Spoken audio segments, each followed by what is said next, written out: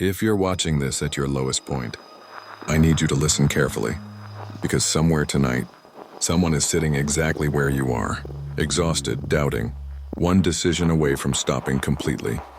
And they don't know this yet, but they are closer to their breakthrough than they have ever been in their entire life. That person might be you.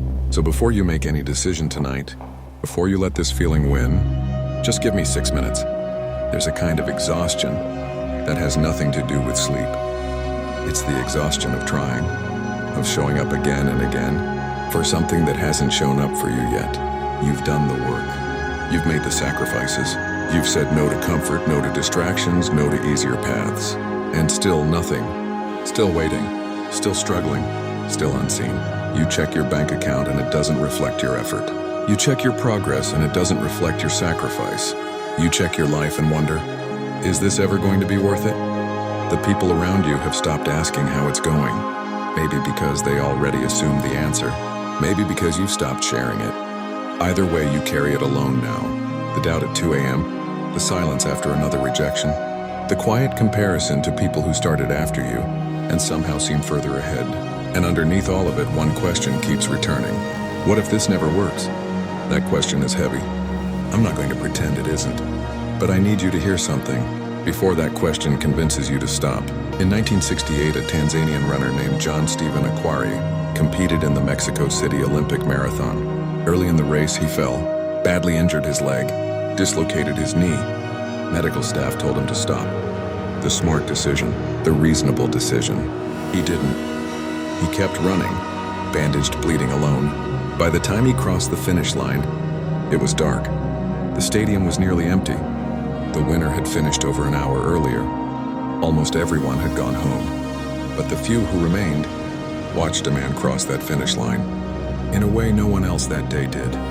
When a reporter later asked him why he didn't quit, after such a serious injury, with no chance of winning, he gave an answer that has outlived the race itself. He said, "My country did not send me to start the race. They sent me to finish it." Read that again. He wasn't running for the medal. He wasn't running for the crowd. He was running for purpose, for meaning, for the people counting on him to finish, not to win, to finish. That is the version of never give up most people don't talk about. It's not about winning. It's about finishing what you started, even when winning is no longer possible the way you imagined. Now let me say something that might be uncomfortable. Never give up has become a phrase people repeat without understanding what it actually costs. It's easy to say. It's much harder to live.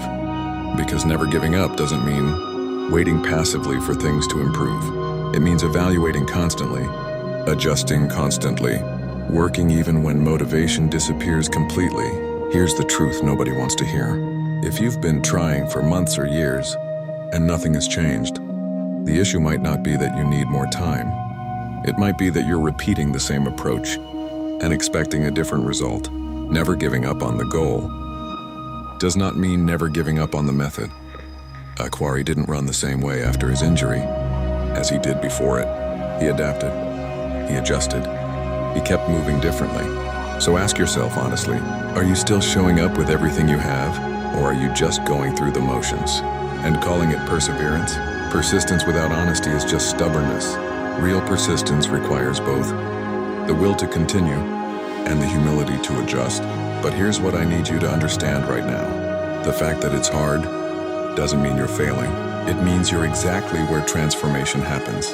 Nobody becomes who they're meant to be in the easy seasons. The easy seasons maintain you. The hard seasons build you. This season, the one you're in right now, is not punishment. It is preparation for a version of you that doesn't exist yet. A version forged specifically through everything you're enduring right now. You don't get to skip this part. Nobody does. Every person who built something real walked through a version of exactly what you're walking through. The difference between them and the people who quit, they didn't wait for the doubt to disappear. They moved forward with the doubt still present. That's the secret nobody tells you. Confidence doesn't come before action. It comes from it. So tonight, wherever you are, decide. Not because you feel ready, not because the path is clear, not because you're certain it will work. Decide anyway. Decide that this is not the chapter where you stop. Decide that this pain has a purpose you haven't seen yet. Decide that the version of you who gives up tonight is not the version of you that you were born to become. You have survived every hard day up to this day, every single one. That is not luck. That is evidence. Evidence that you are stronger than the voice telling you to quit. So stand up. Even if your legs are shaking, even if the stadium is empty, even if you're crossing this finish line long after everyone else went home, finish it anyway. Because somewhere someone is counting on the version of you that doesn't quit, even if that someone is only you. I want to leave you with this. Nobody remembers how fast you went. They remember whether you finished, whether you crossed the line, bloodied, exhausted, and alone, or whether you stopped the moment it stopped being easy. You get to choose which one defines your story. So when the doubt comes back tonight, and it will, remember the runner. Remember the empty stadium. Remember the man who finished, not for the medal, but because finishing was the only thing that was ever truly his to control. You don't control the outcome. You never did. You only control whether you finish. So finish, not because it's easy, not because you're certain, not because the crowd is still watching. Finish because giving up was never actually an option. It just felt like one tonight.